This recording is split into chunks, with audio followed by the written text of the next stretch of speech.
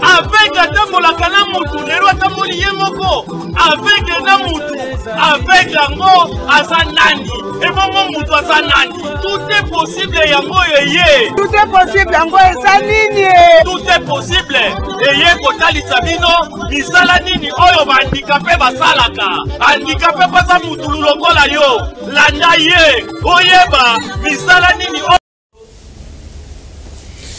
Tout est possible, yango eye mission na bino oyo bolingaka yango tang oyo tolobaka ba aveugle nyoso misu na bango likolo ba ebonsono nyoso mabolongo na bango na se ba ndundu nyoso maboko na bango na loposo pe bababa maboko na mitema pona kosambela nzambe kopambola émission oyo ekende liboso. Soki vraiment bozali kolanda biso na micro ya FM ezali na bolingo ya nzambe tata pe na makasi ya mutu oyo alobake moto moko te akoki kozala malamu na se ya bomoi oyo soki azali moko mosapi moko ebendaka silite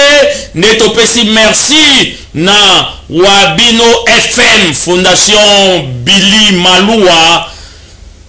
Cleophas oyo vraiment apesi espace oyo potolobela pona ba handicapé po soki tomilobeli te mutu akolobela biso azate nazanga moko te na émission na biso ya lelo ndenge tozalaka na confrère na ngai Remi Kilesi ndeko mbote na yo mbote mingi ndeko Fujo pe mbote mingi na ndeko balandi ya émission tout est possible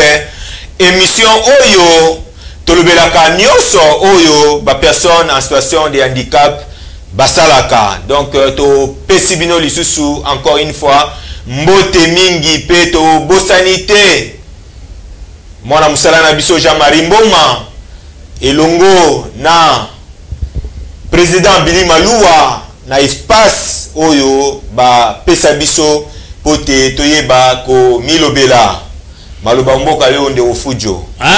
ndenge boyoki ndeko Remi toza pe na invité na biso oyo toyambi journée ya lelo aza mosali na nzambe monene oyo topesi mbote bino mo boko découvrir ndeko mbote na yo mbote tata mbote mingi na kati ya mission oyo nyonso oyo mbote na bakunzi basalaki malamu poke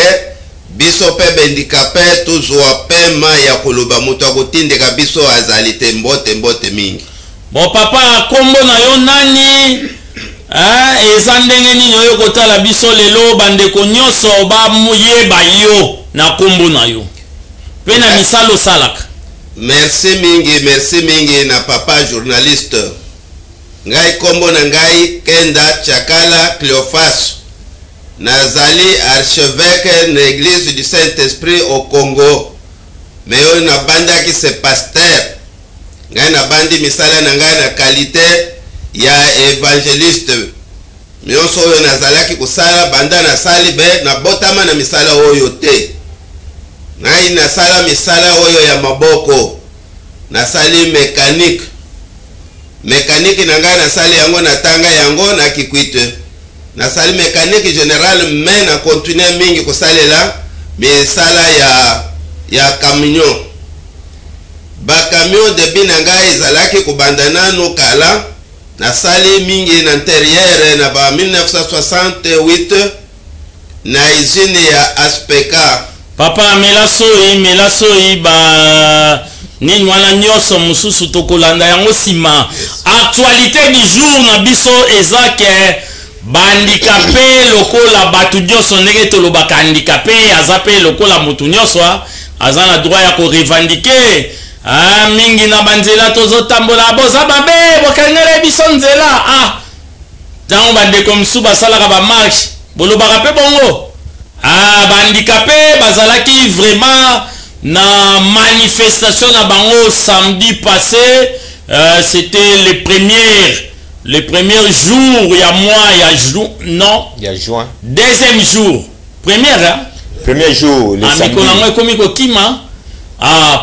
jour il y a mois il y a juin handicapé bazalaki na nzela bakangaki nzela po toyebi te soki ezalaki nini to nini bango nde bayebi ndeko Remi ezali vraiment na actualité ya lelo po toyebi ke handicapé ya mutu azalaka te handicapé aza mutu ya mutu nyonso papa nyonso to mama nyonso mwasi ya papa to mama ya papa babenga kaka mama to babengaka ye papa ndeko Remi ya solo ndeko Fujo ndenge uti koluba wana bandeko basanganaki na ngambo ya chango kuna bakangaki nzela po bandeko ba se sentir lésé par rapport pona bango bamoni que mama ministre Irene Esambo mama atambusaki masolo malamu te wana eza d'après bango kasi toloba que bandeko pe toza na démocratie bandeko baza libre ya ko manifester kasi regret po ndeko Fujo ndenge tolobaka mikolo nyonso eloko oyo esangisi biso ezali ba handicap na biso kasi na tangu tokomi kokabwana biteni na yebite ndeko Fujo wana nazoloba bien na yebite ezali intoxication to ezali manipulation ya ba politicien na yebite mais souci ezali que bokabwani kati na biso ba personne handicapée euti wapi et puis nakoloba que nalandaki intervention ya bandeko misusu na télévision ba misusu balobi que mama Irene 5 ans na ye asalaki eloko te mais to zala batu ata eloko moko ya malamu oyo ministère na biso esalaki ezate. Moi je crois que ministère na biso ezali mbala ya yambo na mboka na biso Congo. Depuis Congo eza Congo eza mbala ya yambo tozwa ministère ya ba personnes vivant avec handicap. Donc eza lokola ensemble vide, ezali lokola ensemble vide oyo ba pesaki Maman Irene. Nazo profiter en passant ko féliciter maman nabiso Irene na ndenge ba reconduire bo ministre nabiso ya ba personne vivant avec handicap. Maman na pesio longonia isika ozwami. Alors nazongi pour le backer ministère nabiso zaki ensemble vide, c'est-à-dire eloko ezalaki te nde bapesi mama bureau, bapesi ekiti, bapesi ebiki, bapesi ba papier po apesa ministère na biso forme. Ndeko Fujo toyebi ke ba imperfection ezangaka te toza batu, mais toyeba que sous maman Irene son excellence tozui loi organique, tozui secrétariat général, et puis toye kozwa ba arrêté ministériel oyo premier ministre sortant asignaki pour na avantage na biso ba personne en situation de handicap. Ezali makambo oyo biso ba handicapé esengeli to landela likambo lokola ya représentativité ndeko Fujo na minute oyo boye gouvernement ebimi na gouvernement wana ba handicapé ba bimi combien na gouvernement oyo to bima awa ba nomination esalemi ba handicapé ba bimi combien likambo tokiki ko telemela na minute oyo likambo yango wana po à part mama Irene handicapé nini lisusu abimi kuna ndeko Fujo pona zwa maloba temps ebele te makambo ya koloba eze ebele mais makambo ya koloba eza ebele ndeko Remi ba arrêté ministériel epesi ningisa na ministre na ba ministre to na premier ministre oyo auti kobima esengeli bandikape bazwa kota na bango ya 5%. Lokola ba ministre baza 56 poste ministériel na ba vice na ba délégué bani nyonso 53. Ouais. Esengeli biso tozala ata na mwa 2, combien tu arrondir en 3? To arrondir yango kaka na 3. Tozala na 3 ministre na kati ya gouvernement oyo. Mais ministre kaka moko ulie biso tobeta sete tocha molende tosala revendication tosangana biso nyonso babakisela biso 2 ministre biso tokomi ko combattre lisusu totikala na 0. Biso toza balobeli ya population ndenge tolobaka handicapé ya moto azalaka te toza ni pour ni contre mais toza audit ya kolobaka ulie tolongola to bakisa po soki tozo bakisa tozo viba de belé moyen bakosa biso tobundana to bakosa biso ezate pe ba mandataire bazoya tolite pona posta ba mandataire pe ba handicapé babiba bazala ba PDG bazala ba directeur na ba société banini tolanda tina ba chef ya localité mais tolingi tozala un peu distrait tozala distraité ba valide bakosa biso te pasi handicapé mutu ayebi yango eza handicapé valide akoyeba pasi ya lokolo te ni pasi ya lisu ni pasi ya loposo ni pasi ya dini na banzi toyokani ndeko Remi. We ndeko Fujo toyokani kasi nalingaki na bakisa element moko na bokabwani toza force na biso za diminuer mais na lisanga nde toza makasi tozala makasi bandeko nanga bandeko ba personne vivant avec handicap tosangana ba politicien bazo kabola biso pona ba intérêt na bango mais biso ndenge na lobaki eloko oyo ezosangisa biso ezali ba handicap na biso boya tosangana tozwa ba handicap na biso tochango anje po toyeba ndenge nini tokotambola na mikolo mizali koya yango tofongoli micro na biso tofongoli espace na biso epai ya bandikape nyonso oyo baza ko revendiquer ba oyo bazalaki na balabala to ba oyo babimaki te bazalaki na lopango baya awa na itando ike na biso to babenga biso tozwa contact baleka na TV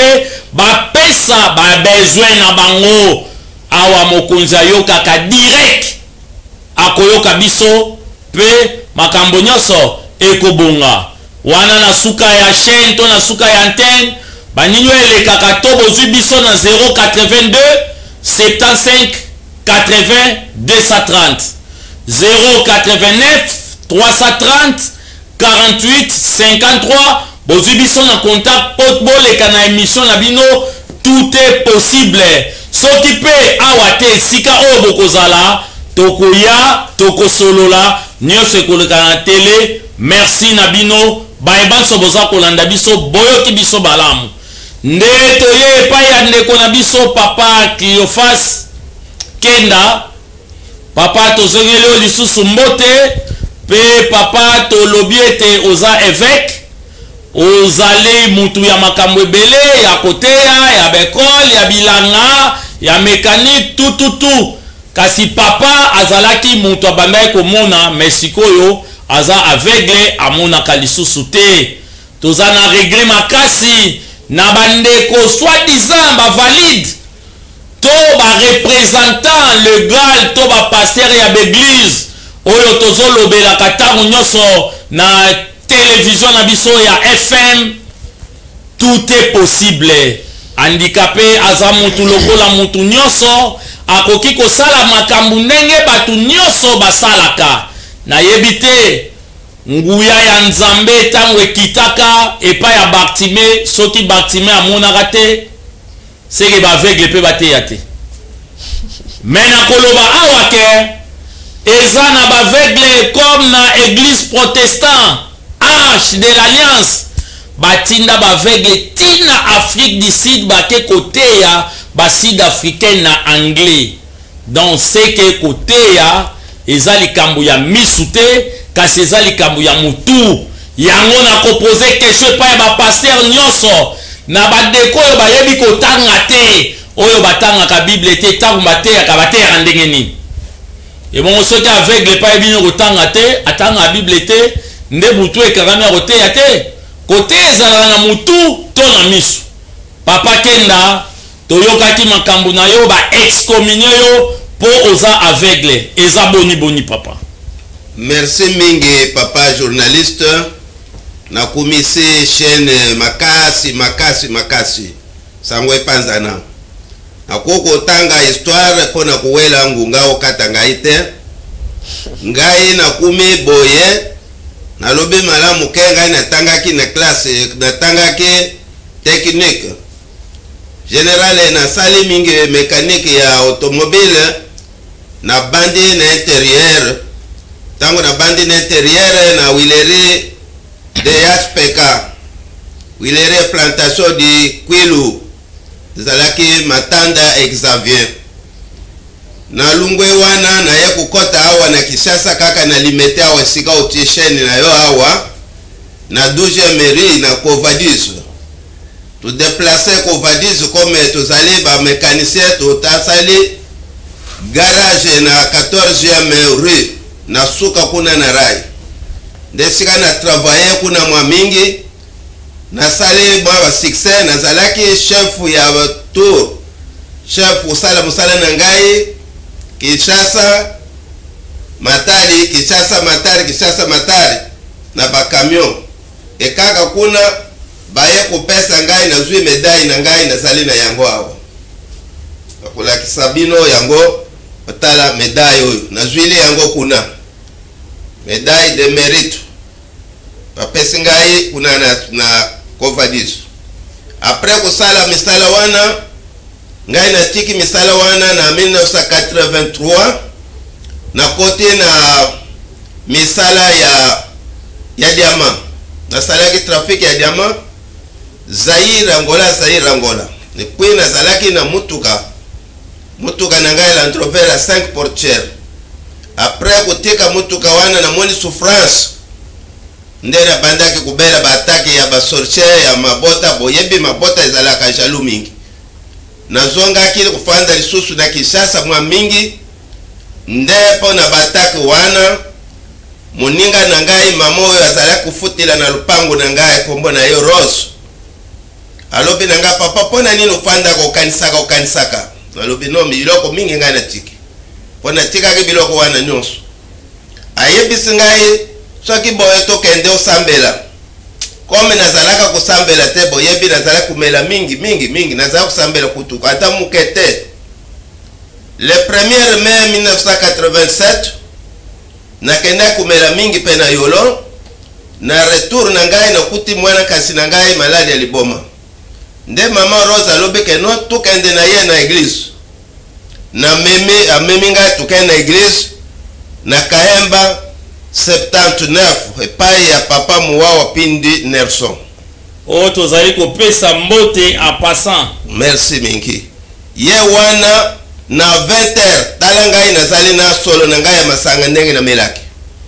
me na pesi ye mutu ya malade alobi me oli akipe mutu na ye ya malade afokamisi ngai asengeli nzambe alobi yo nzambe na ngai na lota mbuko oyo ya Kahemba kala pona kende kusala kuna mena kanisaka bandoke na kanisaka pe bakisi eleki bango yango na lobaki na kukende te lelo yo oye kutinda mutoyo ya Kahemba azali pe mokonzi ya mboka wana no nzambe na moneke a remplacer ngai en tout cas Seigneur. OK Seigneur, merci. OK Seigneur, merci Seigneur Jésus. OK, merci Seigneur. Oui, sta for caritus peccrituter, loro kensu forte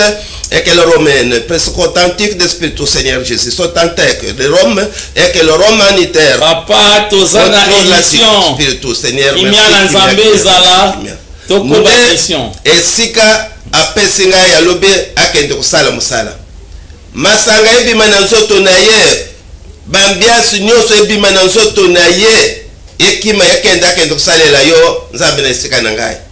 nde esika wana biloko wana nyonso nazongi na ndako ni masanga na melaka te na fwanda kaka wana na bandi sikoyo kokota kubondela transfere ngai alobi awa na kisasa esika kupetwa na mai ya bateme ezali te ifo petwa na kende atindeka na kenge na kwango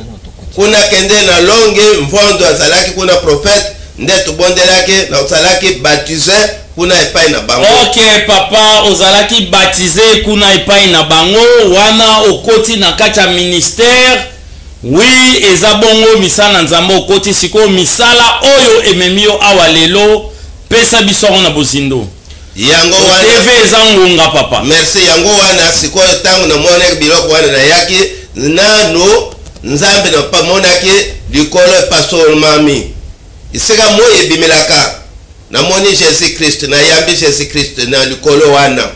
de deux na yako bima na super na terminus ya lemba na za kulota kaka na moni pe bandeke bazako yemba bande banzembo na munoko ya mboka ngai na za koyoka vala na yamba maki na Kristo sikoyo nde sika na kei batindika na zongi na mboka kuna oye bazako lubaka amelaka na ye mingi na titre na kendaki na yango kubimisa bekol kubimisa église nando église na tambolaki mingi nazali na ba document nyonso oyo bapesa ngi apo na pesa na ekende na province ya Bandundu na moma wana sai na district ya kwangu ndenge na lobby bai oyo ekendaki na kuna na bandi na installer église na bandi ko évangéliser na ba mbuka wana nyonso nazali na ba document ya ba notable ya ba chef ya ba mbuka wana nyonso pe ya ba administrateur à l'époque wana ya Mobutu nde église ezali conventionné na ba école nde nasila kufungula biloko wana nyonso tala sikoyo kukufwa ya representant oyo fondateur Mupati Bwanganga akufaki nde oyo fumu Mapanda Malamba ye azalaki secrétaire awa ezali na tuza kuwela ngunga ba document ezali oyo eza kumonisa ke na ordonnance présidentielle signée par Mobutu président Mobutu ya azali kaka secrétaire aye kokuma représentant na ndenge ya ye boyebi bien bandeko na ngai mutu abali mama ye wana azali papa bamonani ke ngai mutu nasalaka biloko wana nyonso bien ngape na yebeli ye kuna na bandi misala na 1988 ba document na ngai ezali nde siko tokusala na ye en effet tobandi kusala na ye alobi baekolo oyo nyonso biloko nyonso ngai mutu napesaka yango toza kumarche na yango tosalaka na ye bien vie gratuité ya enseignement oyo président de la république Papa Antoine Tshisekedi ayaki kupesa ibimisi mbongo wana ifo église pe bazuwa pe ya bango par pourcentage ou bien les avenants nesika wana abandi ku créer ba conflit ngai na za kubela na ngai zalaki ndenge nini nazali na baoni je na sa social hôpital na sa social na baoni je oyo nyonso wana ASF et puis ba école nyonso wana ngai na fungula yete azali pe meme tindaki ngambi te kena zala pasteur kuna mutu atindaki ngai ye wana lobi ya liboso ezali sacrificateur muwawo ya mibale na église ye moko représentant président Mupati Bwanganga ba document tout ezali en place atindaki ngai na gérer des territoires Kayemba Efesh donc pona ko katra mokuse amoni mbongo wana tuzungi awa tokende na assemblée ya Gungu avant kokende na assemblée ya Gungu nazalaki na tourner ko contrôler misala na ngai na moto na ngai Yamaha 115 nde ba fournir rola bango wakotaki ngai na misu tango ekoti ngai na lisu moko na yaki awa na komi deja na ye bonazu wa traitement na Saint Joseph alobite bana mo kende na Superco bona bandi kuswa traitement na Superco tala tata tukai na assemblée ya monike na kuya na vanga pona zwa kisi abaluli place wana yangai ati ya mutu msusu akende ku contrôler Kahemba mutu nini mwana kasi na ye kende bona lobi no avana kende il faut na kuma nano na place ya sikaki misala kokuma kuna na mboka na kaemba mutu oyo ya tiaki ya ye moko tiaka batu na ye ndenga tiaki me orke mikanda na biso ezali kuluba bongo te règlement d'ordre intérieur lobi bongo te akoke kutia mutu te sans envie ya ngai provincial mais ya salela kayango te a partir ya moni bongo wana mutu oyo ayibaka mbongo 21 millions ya francs congolais ya baenseignant ye wana nde sikoyo ya écarté ye ko écarté ya mutu wana écarté ya tiaki mutu mususu oyo atiaki ye petango azui mbongo sur les avenants il a fallu pourcentage ya territoire ya Kahemba etikala asepele na yango apesa ye pe asombe place azui mbongo wana nyonso na ngai na souffrance oyo nyonso nazali na yango ya vision apesi te a faire traîner ngai na intérieur na suspendre ngai ba après suspension ayeko réclamer que non na moni motif vete yaka bande kunanga eza kukamwa na ene representant sala biloko wana asengaki bolimbi se tolemsama bon na yokelaki tolimsama yango wana nakendaki na ime na kimpesi komba docteur pavalo ba non opo bricoler miso ekozala na yo mabe na lobea iza pe problème ya nzambe abelelaki mingi batime pe asalaki nyonso azalaki bongo abotamaki na yango kasi Kristo abwakaki yete to ya kozonga na kote tapese représentant apesaki rapport andimaki yango me kokamwa bandeko kokamwa na le 5 ya janvier 2023 atikili ngai mukanda a excommunier ngai na bamo moko ya lukuta alobi na insultaki ye na assemblée salamaki na kikwete yango wana excommunier ngai pourtant tango wana ngai naza na kipesi ime badokuma ezali wana nyonso ngai naza kote msusu ndenge nini ngai nakozala kikwete na ngai papa pardon pe bada du mwa mukie po tozolanda ngonga totanga penza mukanda ya excommunication oyo papa fumu a excommunié yo na motif oyo apesi ba oyo nyonso baza kolanda biso opinion nationale ke internationale bayoka biso malamu na ntina ya likambo oyo mpona kokota likambo ya ndeko oyo mpe bapersone avec handicap mpe baorganisme nyonso ya bapersone avec handicap mpe fm oyo elandelaka bapersone avec handicap balandela likambo oyo ba excommunier ndeko officiellement lettre yango oyo so bakoki kotangela biso ndeko Fujo yambo penza totanga mokanda ya excommunication ya papa na kosepela bandeko balandi bayeba ke papa ba excommuniaki ye po d'après bandeko papa akomaki aveugle moyen asala susu mosala ya nzambe ezate po aza aveugle. Alors mokanda tozwa mokanda yango oyo se nazwi yango papa na mopanzi na yo wana mokanda oyo ezalaki lisanga ya Conseil national de l'épiscopat nde bakomelaki papa mokanda oyo mokanda na kotanga kaka na kotanga na kati nango ndenge bakomelaki ndenge bandeko bakomelaki gouverneur po etali excommunication ya papa bakomi boye: Excellence, Monsieur le Gouverneur, nous référant à notre entretien téléphonique de ce 15 septembre 2023 en présence de l'honorable Sunza, rapporteur adjoint de l'Assemblée provinciale du Kwango. Nous tenons à vous préciser que votre lettre de réhabilitation de son Excellence évêque Kenda Tchakala Cléophas, ex-archevêque provincial et Seko Bar Kaemba, démontre clairement que votre service du cabinet vous a induit en erreur, soit calqué votre signature pour des intérêts partisans.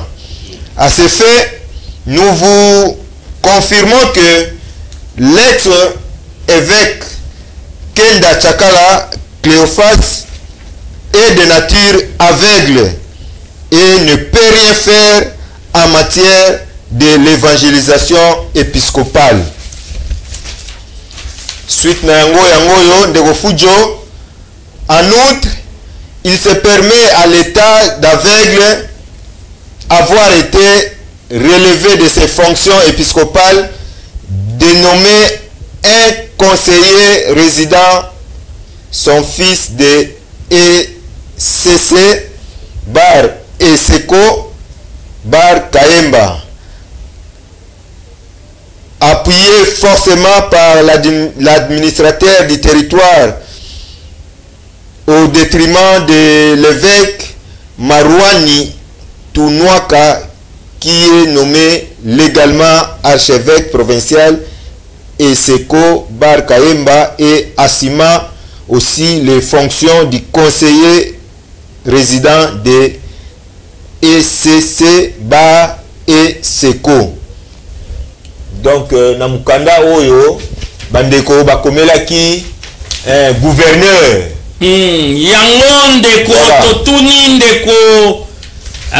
représentant légal ya Eseko Fumu Mapanda ke côté ya ezalaka na mutu to ezalaka na misu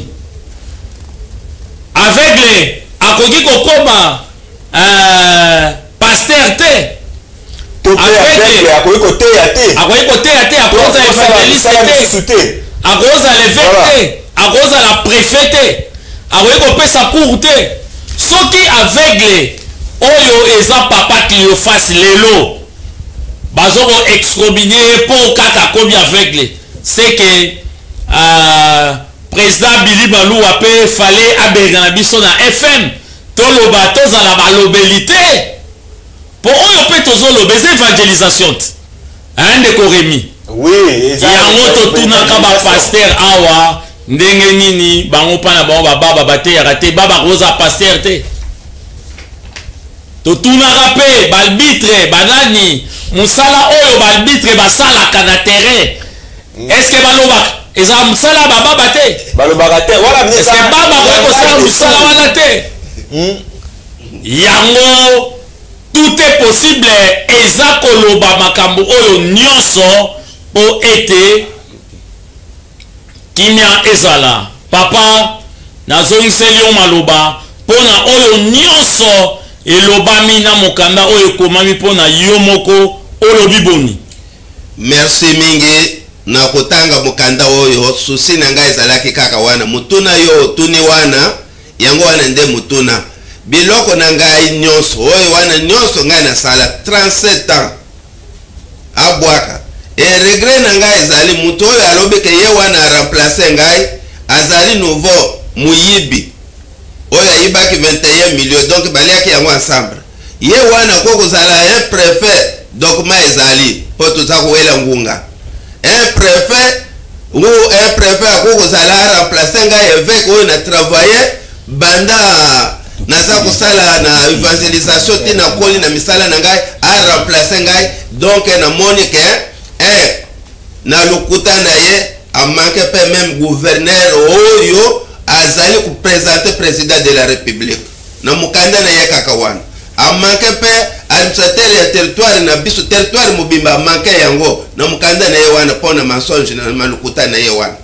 nyonso wana manqué pe famille na ngai na salaki na tiaki mwana te mais ma proposition nyonso ezali pa na ngai d'ailleurs ata sina ti mwana ye nde atia mwana lokola bomoni wana azali représentant légal coordinateur national mukanda wana ya notification ya excommunion na ngai mwasi na ye asali yango etake secrétaire mwana na ye wana azali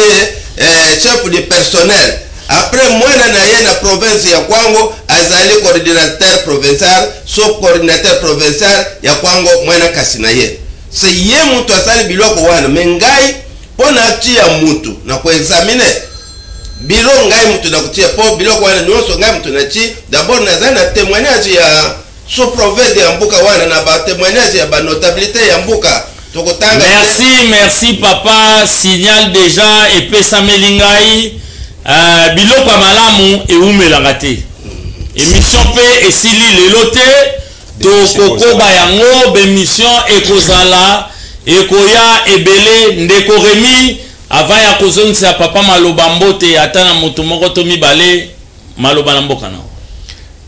ya solo ndeko Fujo yambo vraiment topesa bambote na kozongela ba ndeko na biso ba personne vivant avec handicap nyonso esika bozwami vraiment tozala bomoko na bomoko nde tokozala makasi et puis tozala reconnaissant atana eloko moko ya mukie ya malamu oyo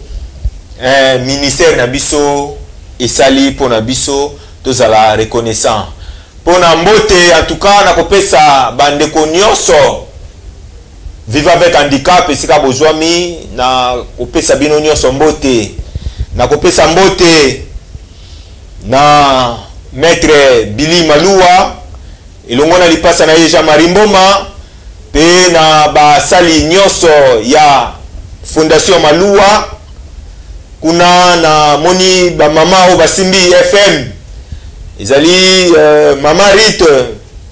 pe mama Fifi mobimba ya mboto bon topesi mbote na famille Kilesi mobimba topesi mbote na Fila Mumenga mama na Valasia topesi mbote na Miki Mikael Bengo topesi mbote na bandeko nyonso ya Kasangulu bandeko ya Kisenso tout puissant handicapé topesi bino mbote pe topesi mbote na bandeko nyonso ya intendance Livulu Mbanzalemba moyeto tanga bakombo ezate boza tellement ebele bo comprendre prochainement tokoluka tokabola bino ata misatu ekozala esengo mingi donc topesi mbote na balandi nyonso ya FM topesi bino mbote na bino nyonso baye balandaki biso na bokebi nyonso oyo eza émission na bino kasi émission eza kozanga makoki sengeli na biso kokita sur terrain koyebaka pasi ya bandikape ngongango yangoyo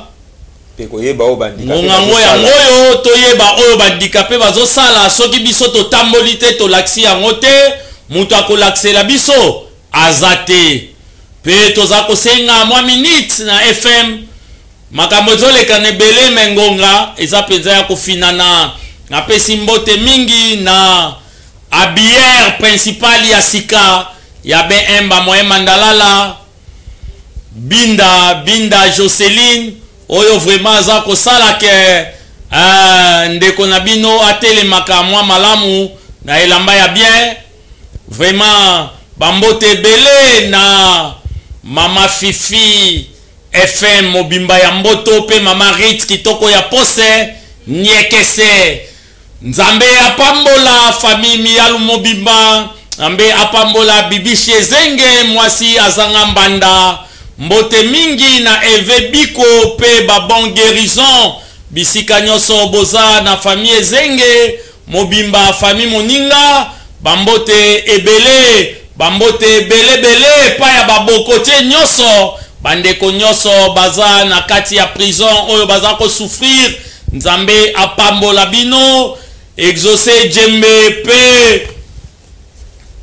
Katabale gouverneur ya pavillon 11 pe bandeko nyonso baza na pavillon 11 sans oublier Christian Kikalungu pe Deschambre s'arrive bandeko nyonso Deschambre Christ bino nyonso bambote ebele ba fils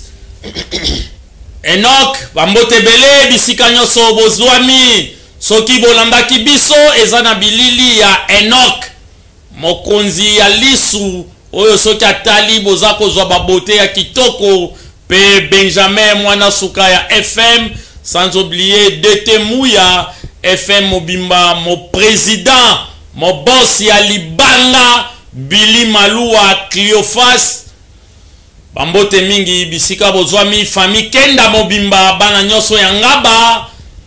Mama Mapasa, Tobosa Nyote, Mama Kenda, Bambote Bele, bisika bozwami, Tokutani, Nambala Yasima, Nzambe abate la biso, ciao.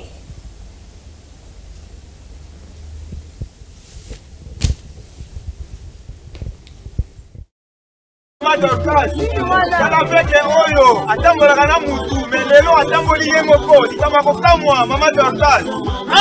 Bandeko na ngai